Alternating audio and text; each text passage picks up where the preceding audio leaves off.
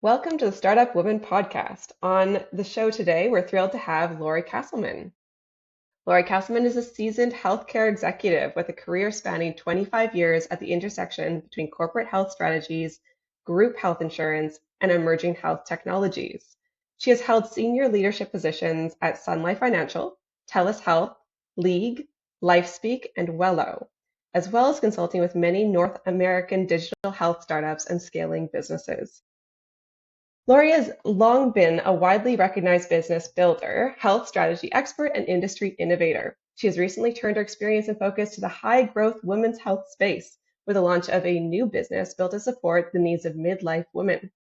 June Health is a fully virtual platform providing holistic, integrated care to support the health needs of women navigating perimenopause, menopause, and beyond. Welcome to the show, Lori. Thank you. Thank you for having me. It's great to be here. So for our community who may not be as familiar with June Health, Melanie just did a one-liner about it. Can you give us a bit more of a story of June Health? What inspired you to really venture into this space? Walk us through that journey. Yeah, so as Melanie said, June Health is a fully digital health platform supporting the care needs of women in midlife. And we talk about women in midlife versus menopause because really we're including the entire stage that leads up to, this moment in time that's clinically defined as menopause, which can often be an, 8 to 10 year journey before you hit that clinical definition. And so June is bringing together experts who are uniquely and specially trained from a whole host of different domains. And when I say different domains, I mean, we have nurse practitioners who have menopause certification, OBGYNs who have menopause certification, all the way through to fitness experts, sleep specialists, sexual health experts, naturopaths, you name it. So we're supporting a diverse array of needs because we recognize that every woman is different and every woman's journey is quite unique. And so we want to ensure that we have adequate support in place and adequate expertise to meet women where they're at. And as I said, it's fully digital, fully virtual care. So highly convenient and highly accessible for busy women in midlife. And to the second part of your question, Kayla, in terms of what inspired me to get into this space, I will say a couple of things. So the first was my own quite frustrating journey through perimenopause. Quite frankly, I'm someone who has a great deal of experience in healthcare and navigating the healthcare industry and areas of support. I have a great deal of access to care. I have a family physician. I had access to an executive medical. And yet, for me personally, it still took me over 6 years to get access to an adequate treatment path. And frankly, I just don't believe that that should be the case. And so that personal experience, as well as talking to many sort of women in my circle, both personally and professional, made me realize that I was definitely not alone in terms of that sort of frustrating experience and being able to access care. And so I combined that with my professional experience, which has been, as you said, 25 years at the intersection of healthcare, employee benefits, and corporate health programs, as well as technology, and brought all of that together and really felt like, frankly, I'm uniquely positioned to make a difference in this space. And I'm at a point in my career where, I really wanted to do something that I was very passionate about. And this felt like the perfect space to sort of lean all of those experiences into. Mm-hmm. Really incredible, and something that has been on my mind quite a bit as well. Like I have a lot of friends who are going through navigating, what their next 15 years of womanhood is going to look like or so. Some that are experiencing perimenopause now, and some that are experiencing early onset menopause, things that I wasn't even familiar with what the experience would be like. And I know there is still a lot of confusion around perimenopause and menopause and like, is this menopause? Is this something else? And there's confusion about the kind of information that we're getting from health practitioners. I think it's incredible what you're doing to open that accessibility. I'd love to know from the conversations you have with people, from these incredible professionals in your network, what if you were talking to someone in their 30s, someone in their 40s, someone in their 50s, like how do you define perimenopause and menopause? How do you like meet them where they're at on that journey? So, perimenopause is really just defined as that period leading up to menopause, right? And as I said, it often lasts between 8 and 10 years. And it's really, sort of characterized as that the change or fluctuation in your hormone levels that lead up to that point in time where you've missed 12 consecutive periods and you are now clinically defined as being in menopause. What's really interesting is that, there's, I would say, like a host of common symptoms that, if you hear talk of menopause, you often hear about hot flashes, night sweats, and brain fog. And Mhm. often that's it. That's really all you're hearing about. And so women are looking for those symptoms, right, to really make the connection to, oh, okay, this relates to perimenopause or menopause. The reality is there's over 30 very common symptoms that are directly correlated to these changing hormonal levels. And in many cases, it starts with mental health symptoms, right? So, whether that's anxiety, new feelings of depression or sadness, in some cases, panic attacks, those are often the first signs and symptoms that correlate to those changing estrogen and progesterone levels. And so, some women will never experience hot flashes or sleeplessness, but they may experience a whole host of other types of symptoms. And I think therein lies one of the challenges that we face as we go through this stage. We're often flying a little bit blind and not necessarily understanding that these new things that we're starting to experience are directly correlated to these hormonal changes that are very natural. And, I actually did a LinkedIn post about this yesterday. The reality is, if you have ovaries, you will experience some form of perimenopause, right? And you will hit menopause at some point.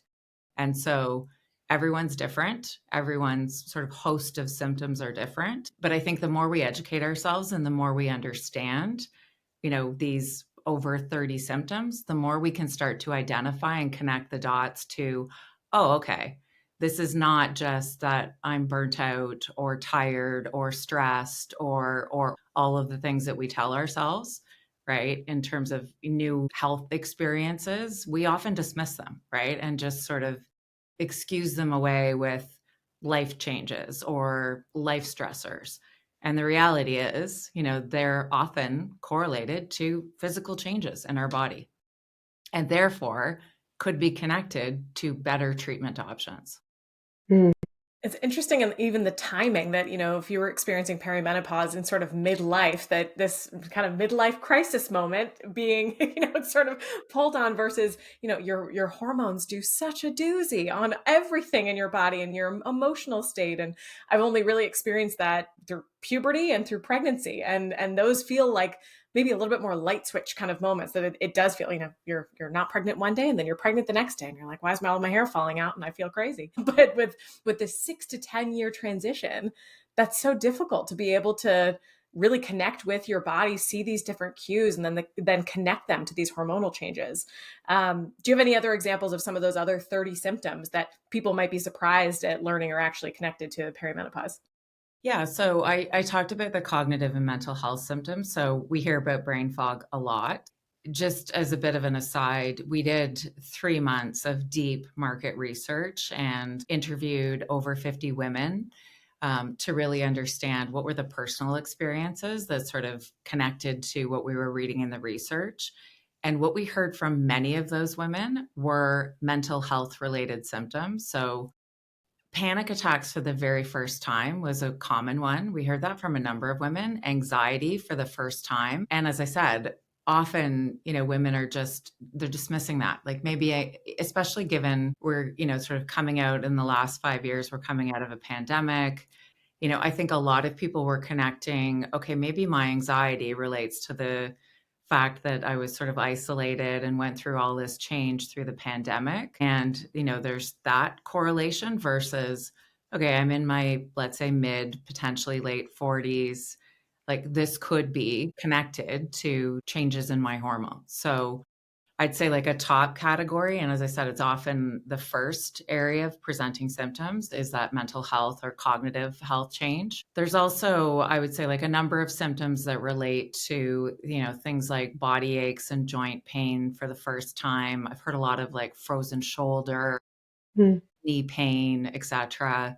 Skin changes, very common. Those skin changes can be correlated to decreasing estrogen levels. Sexual and reproductive health is a very, significant category that we don't necessarily talk about enough. Women experiencing loss of libido or changes from a physical perspective that are correlated to their sexual health. There's also, I would say, a number of areas around fatigue, experiencing this just feeling of I can't necessarily get my energy levels up. Sometimes that's correlated to lack of sleep and some of the sort of disruptive sleep issues that come along with midlife and all of these changes, but also just general energy level changes without having any real changes in terms of your normal habits, let's say your physical activity levels, your nutrition patterns, et cetera. You're just suddenly feeling more fatigued than you ever have. And like how incredibly scary and isolating that can be. And the thing is, once you've gone through all that and you figure out what's happening, the diagnosis is not necessarily one people that celebrate. And I think that's something that some of my peers have been speaking to me and like that knew that I'd be talking to you today. We're like, oh, I want you to ask, Yeah. saying, that the information and the language and the media that we consume around menopause really centers what we lose and the negative impacts. And there's really degrading language, and the words that I hear my friends saying are things like, I feel shriveled up, I feel old all of a sudden. I was given this diagnosis yesterday. I wasn't old. I was just anxious, and I was, I had skin problems, and like, what's going on? And now I'm old. And like, and that there's this real like societal pressure and shift and stigma around that we're very familiar with. And so, what the question my peers and friends were asking was, how can we reframe the transition into an opportunity, at least in part? So, like, are there examples of how women are redefining what it is like to experience the transition? And dare I say, potentially an opportunity for innovation in business. Like, is it actually an incredibly powerful thing? Could this be an empowering transition for us? Where we can take what we learn and do really really amazing things, and maybe that brain fog and fatigue that forces you to slow down, could that also be a superpower, in society? Let's slow down a bit, let's listen to our bodies. So those are kind of some of the thoughts coming up, and I'd love to hear your perspectives on how we might redefine and what kind of opportunities even may there be. Love to hear your thoughts. Love that question, Melanie. Yeah, I was just going to say, I love this question so much.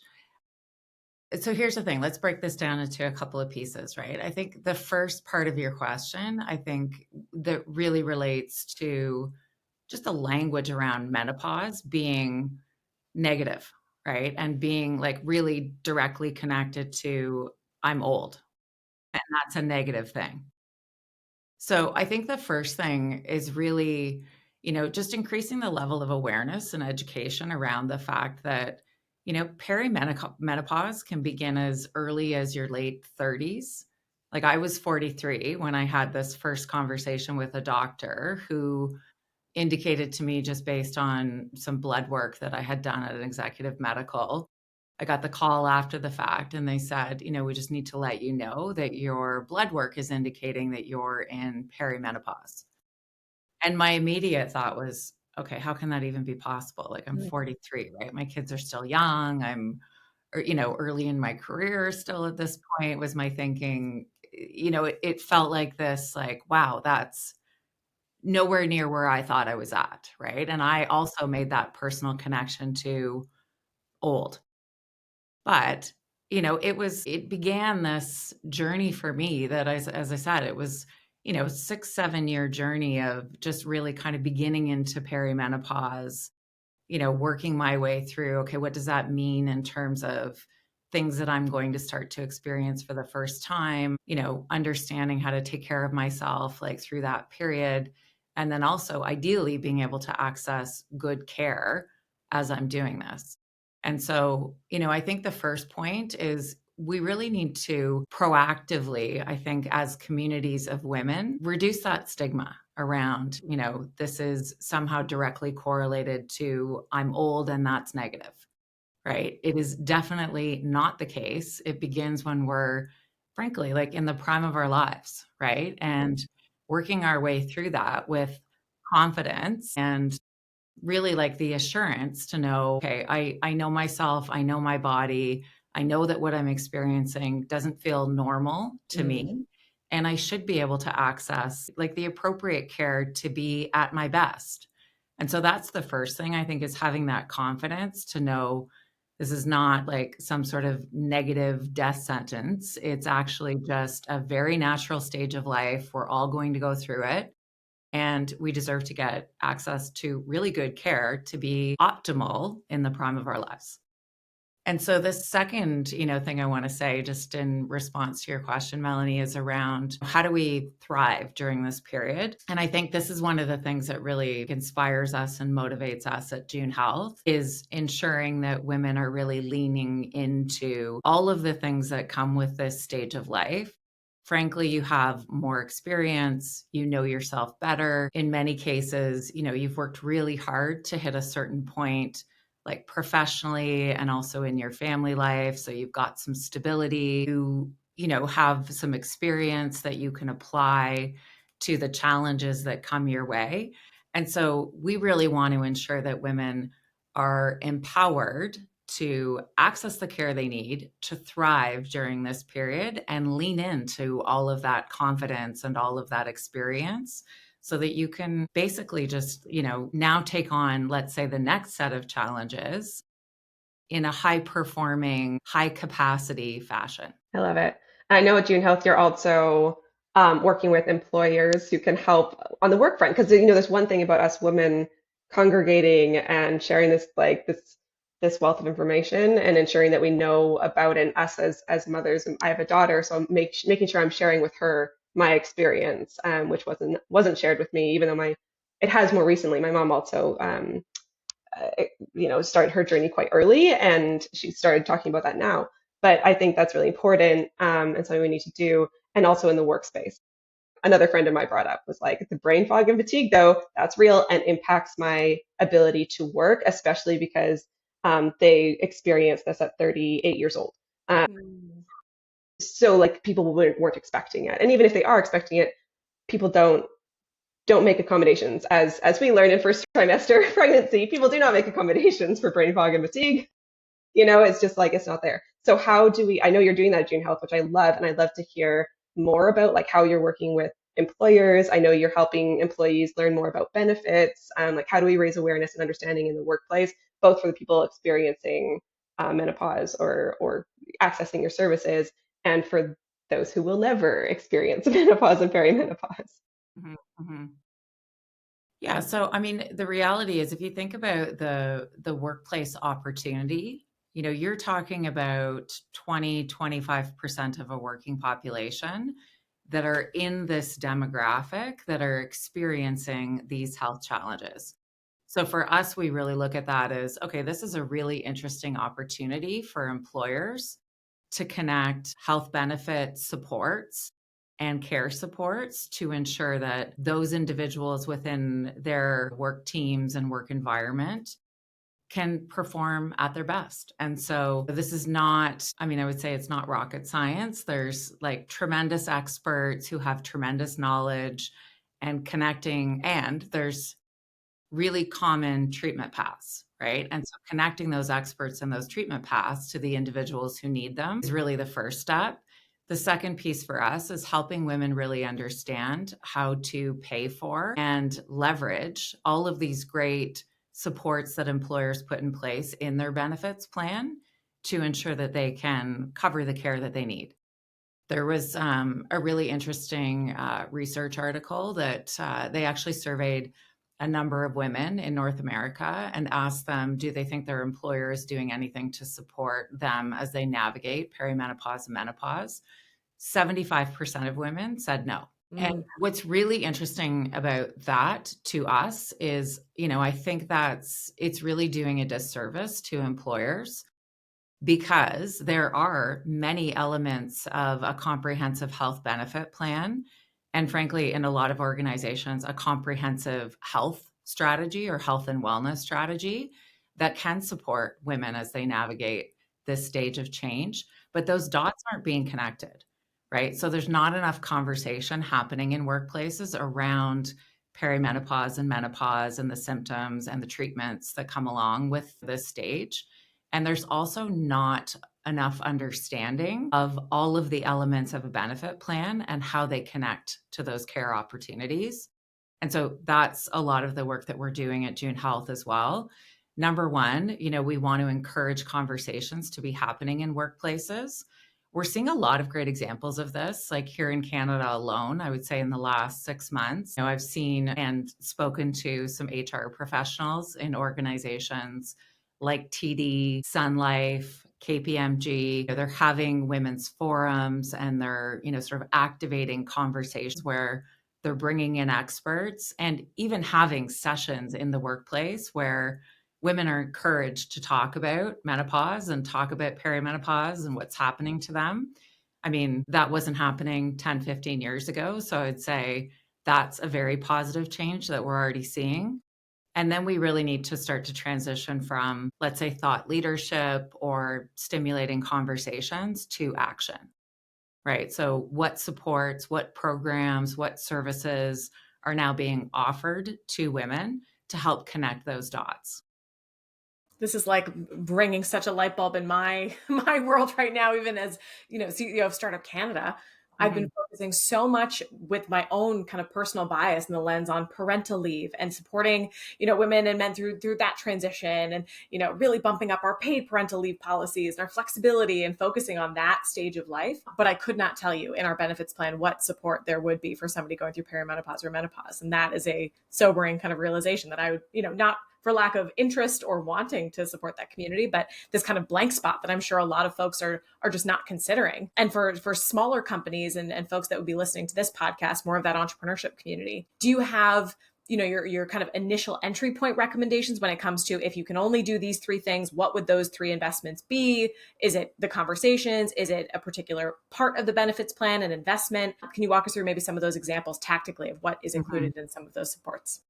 Yeah, I would say the first step is really just encouraging those conversations. So bringing an expert, whether you're hosting a webinar or you're hosting an in-person session, I think creating a forum to have a conversation about midlife health needs, perimenopause, and menopause is an excellent first step, right? Because we talked about the stigma. That's a great way to break through the stigma, is just to create an open forum and an open conversation that's communicated without, sort of throughout the organization. So anyone can participate, and then it creates more organic sort of mini conversations happening within the workplace, right? So, suddenly, let's say a manager or a team member went to that session, they're talking to their colleagues about it. Like now we're actually creating like an open dialogue around the topic within an organization. So I'd say that's an excellent first step. I think also communicating, whether it's through an HR portal or an intranet, if there's any kind of regular employee communication vehicles, starting to put articles, blog posts, information out there on this topic. It's another great way to begin the conversation and reduce stigma. And then I would say from there, now getting into action steps.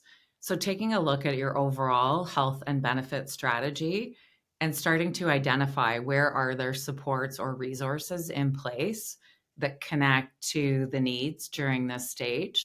And again, sort of promoting or communicating those particular connections. So to your point specifically, I would say having a health spending account in an organization serves a lot of purposes. I'm a big believer in the value of health spending accounts because really it offers an employer the opportunity to provide dollars to the employee who can then utilize those dollars to support their specific care needs or their family's care needs with, again, that flexibility, right? They're called flexible spending accounts for a reason. It really is a great vehicle to offer some financial support to meet the needs of your employee, whatever those needs may be. So I would say that's the first, is taking a look at, do you have a healthcare spending account and or a personal spending account? So one is a taxable, one is a non-taxable benefit. In many organizations, both are in place. And I would say that's the gold standard of flexible benefit support to an employee complement, because it offers just the widest, sort of a range of financial support. And then communicating, right? These are the things that your healthcare spending account or your personal spending account can be used for as it correlates to, perimenopause and menopause care.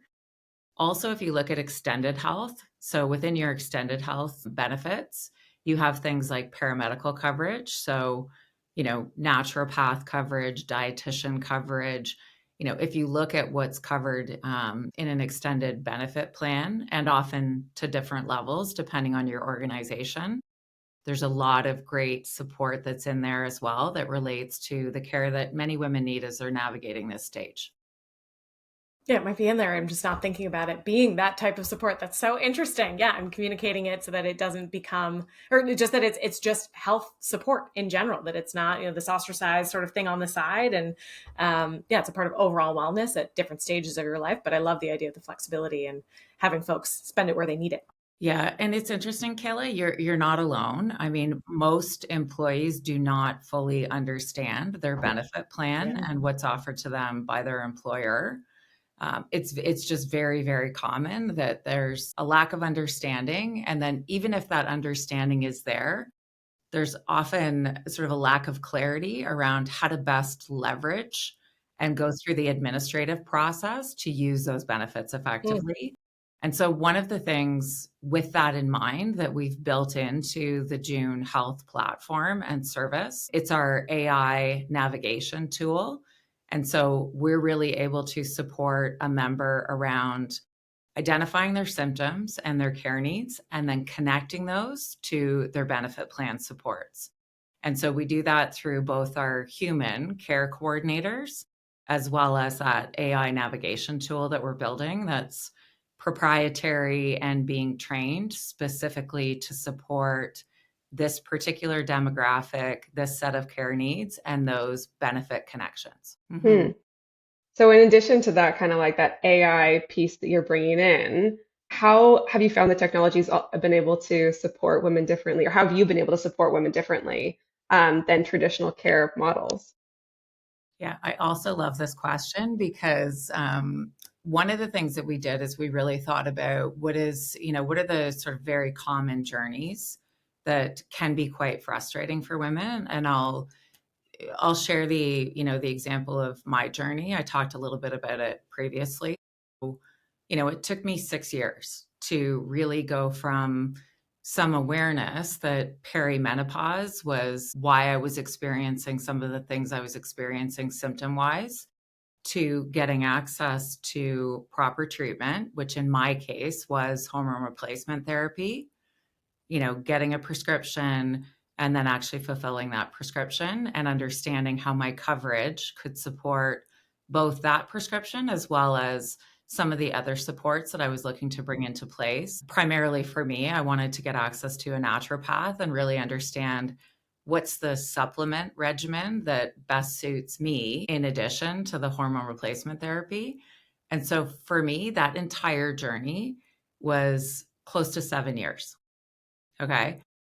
One of our first members coming through the June Health platform came into the platform, filled out her profile, went through the intake process, met with our care coordinator for 20 minutes, was then referred, like through that triage and referral process, was then referred to our OBGYN, who's a menopause specialist, was prescribed hormone replacement therapy.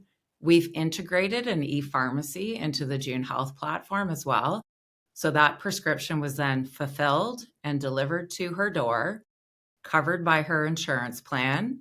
She had a small out-of-pocket pay, which was just covered by her credit card, which was part of the intake process, beginning to end, 5 days. Incredible. Wow. I mean, the testimonial that we received from that woman, and it was phenomenal, right? She was thrilled. Mm, She's a busy working mom, 2 kids in sports, etc. So she mm. was Life pretty, changing. yeah, I mean, the fact that it showed up at her door, she never left her house for any of these appointments. And in a matter of, less than a week, she went through this whole process. And, there's a follow-up appointment to just ensure like that the treatment is appropriate and, that, she's responding well to that like HRT prescription, et cetera. So there's follow-up beyond that to make sure that, the care is adequate and appropriate. But I mean, the bottom line is that's the way it should be, in our opinion, right? Is it should not be a multi-year journey to just get access to someone who understands these symptoms and can provide appropriate care. And it was an excellent, early example for us of how we can change the experience for women. Why do you think the traditional healthcare system is not, I mean, it feels absent like that, like 6 years? Is it the lack of sort of knowledge from either like a family practitioner standpoint versus getting that OB perspective? Like, who's the medical professional you should even be potentially talking to about this? Do you think that it's something that just isn't treated with the respect that it needs, and that space isn't sort of taken in those conversations to have a true in-depth conversation around the symptoms, around what folks are experiencing? 'Cause if all women are going to be going through this, you'd think this would be kind of an anchor part of the support offered at particular junctures of life. Why do you think there's such a disconnect?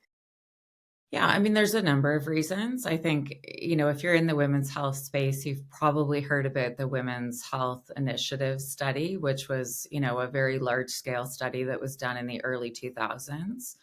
Unfortunately, that study was concluded early, and a great deal of misinformation was reported as a result of that study. It wasn't structured properly. It was a lot of poor conclusions were made, and frankly, a lot of misinformation was dispelled. And I think that had a very large and long-standing negative impact as it relates to, access to hormone replacement therapy, which is what the study was very focused on. And so, we've heard overnight, right? Millions of women went off their hormone replacement therapy. Millions of doctors stopped prescribing HRT. So I think that's one piece of the challenge that, 2 decades later, we're starting to course correct, right? And there's a lot of new information being put out, frankly, by a lot of very public figures and public physicians. And correlating back to it was that study that frankly started us on this journey of restricting access to a very safe and common treatment path for women. So I think that's one part of the challenge that we're having. I think, another piece is the fact that most family physicians don't receive a great deal of training on perimenopause, menopause, and appropriate midlife care. Again, there was another great study that indicated that less than 7% of primary care physicians themselves feel that they are adequately trained to support women going through this stage. And so I think that's, a huge part of the challenge as well, is just lack of training and specialization and understanding of all of those symptoms and appropriate treatment paths. And, here in Canada, a quarter of our population doesn't have access to a family physician to start off with, right? So you may not even have that family practitioner Yeah. to go to. You may have a family practitioner to go to, but they're not adequately trained to support and care for you during this stage. And then in some cases, even if they had adequate training, they're not necessarily connecting you to a very common and safe treatment path. And Mm, so I think it's pretty layered, right? But the good news is, I think we're seeing, a lot of information being put out there, a lot of great entrepreneurs kind of tackling this space, similar to the way that we are at June Health. And I love the fact that many of these organizations are being led by women. It's very empowering to see great entrepreneurs and business leaders tackling this challenge and making sure that, we change the course of care and sort of the path for midlife women for future generations as well. It should be easier for all of us. yes, Yes. it should. Yes, and that's something that we've heard over the course of this series is while the femtech space is new, it's very young, there's incredible opportunity and incredible people doing good work that we need to keep pushing forward and talking about and telling that story of going from 7 years to 5 days. That is what an incredible like definition of an empowered journey at that time, at that moment in your life, you know? And I know you've been in this health tech space for I can't remember how many it's over a couple of decades or something like this. Like you have a lot of experience in this space, and I'd love to get your perspective on the intersection of age tech and femtech, and how that's evolved, and what would you envision for a future of stigma-free care for the people who are coming to your platform? Yeah, it's a great question. I mean, how has it changed? It didn't really exist early on in my career, like this concept of, health tech and age tech. I would say these are, relatively new terms. But ultimately, I think leveraging technology to really facilitate, better access and better access at scale. We often talk about, imagine like our care coordinator that I touched on. It's that first point of human contact within our platform. We often talk about, sort of the philosophy or principle of that care coordinator. It's like, imagine that every single one of us had a friend who was a physician who fully understood this space that we could text when we have a question. Right? That's really what we're trying to like scale and democratize access to is imagine we all have that, sort of phone a friend that understands this space and gets back to us very quickly to help us navigate the unknown. And I think that's, it's kind of the beauty of if we think about like femtech, age tech, I think you're really bringing, professionals who are really passionate about the problems that they're trying to solve together with, a vehicle. So, if you think about all of the capabilities that technology brings to us, you're bringing that passion and that experience together with that vehicle to just really solve problems in a more effective and more scalable fashion. With the sort of intersection, when you've been scaling June Health and having conversations with other investors or folks that are in the network of growth of the platform, do you attract more femtech interested folks, age tech people? Are you seeing a crossover of those two groups looking at aging women? Like, it's an interesting straddle that we've been talking to a lot of women sort of exclusively in the femtech space, but age tech is even wider and more open and often very underfunded as well. So what's been your experience working at that intersection of two spaces like that? Yeah, I mean, I would say our focus has really been on, I mean, we've been pretty heads down. I will say that, first of all, for the last year, we've been pretty heads down just building. We did engage in a number of conversations with, I'm going to say stakeholders. So whether that's like institutional investors, key stakeholders who could be strategic partners with us, venture capital firms, et cetera. I would say, the common thread is that we're put into this femtech bucket. And, for me, I think this is really, it's about more than just sort of a label of, let's say femtech or age tech or other health tech. Really, it's about, I like to change the conversation and put the focus on, listen, if you think about the size of the population that we are looking to support, the magnitude of the problem that exists and the ability to leverage technology to tackle that problem in a more accessible, sort of cost efficient manner. That's really where we're placing our focus. And so, to answer your question really directly, I would say we're more in that femtech space than we are in the age tech space. But I think it spans all of these spaces that I've touched on. That's super interesting. Mm-hmm. Social tech, making society better. I know we still want a label. Yeah. Don't label us. Well, that's the thing, right? But everyone loves to have those categories, don't we? Yeah. But I think that's a really important point. It's come up. It's a thread that's come up in our another conversation we had on like, as much as the femtech, can build community, and we can congregate around it and have shared experiences, but also everything that founders are creating in this space also impacts or touches on so much of the human experience that's beyond this label. So it's really been fascinating to speak to you and other founders in the space. Yeah, I mean, one of the things I love and I will always embrace is the fact that, you have very confident, empowered women. And we talked about this earlier, right? The fact that many of the women who are joining our team and working with us, whether it's as practitioners on the technology side, as operators, etc., they're coming to June and they're working with us because they are uniquely passionate about the problem that we're solving. And so I think this notion of, built by women, and we have women and men working with us at June. The men that are working with us are often exposed to many conversations I don't think they would necessarily be having in other organizations. And so I give them a lot of credit too. I mean, they're engaged in solving the problem in the same way that we're engaged in solving the problem.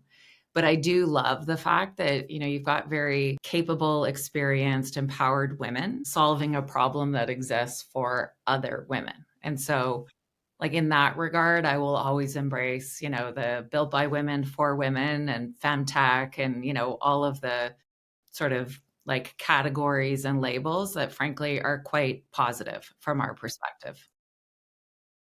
Yeah, and anchored in kind of a community experience and the unique struggles that are faced by women founders working in these spaces, and getting investment and walking into rooms and having potentially more uncomfortable conversations when the person across from you doesn't understand, what is perimenopause, or, oh, do all women experience menopause? I can only imagine the questions or comments that could be, coming from that other side of the table.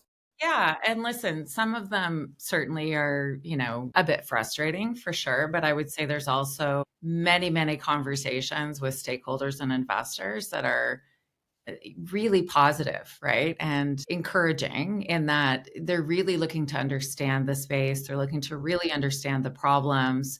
They're often making a correlation to, a spouse or a family member or whatnot that they've heard talk about this particular problem. And so to me, that's all positive, right? It's all awareness building. And, it's getting to this point of destigmatizing this particular area of need and care opportunity. Love it. Hmm. So, Lori, where do you see June Health and the support of continue to evolve? What does the next 6 months, 6 years, 25 years, what does it look like for you and your team? Yeah, absolutely. So, we're very focused. I talked about the integration of the e-pharmacy within our platform. So we are also integrating a supplement marketplace. So we'll have a digital marketplace for supplements. That's very high priority on our roadmap. We're also building out programs now. So if you think about, leveraging these phenomenal practitioners that we've brought together, which, we believe are really sort of the foundational North Star of our organization. They come with so much experience and so much passion. And when you see them connecting, it's magical what starts to happen from like a holistic care perspective. And so I would say more of that, more connecting of various domain experts that are bringing together unique perspectives on how to best support women through this stage.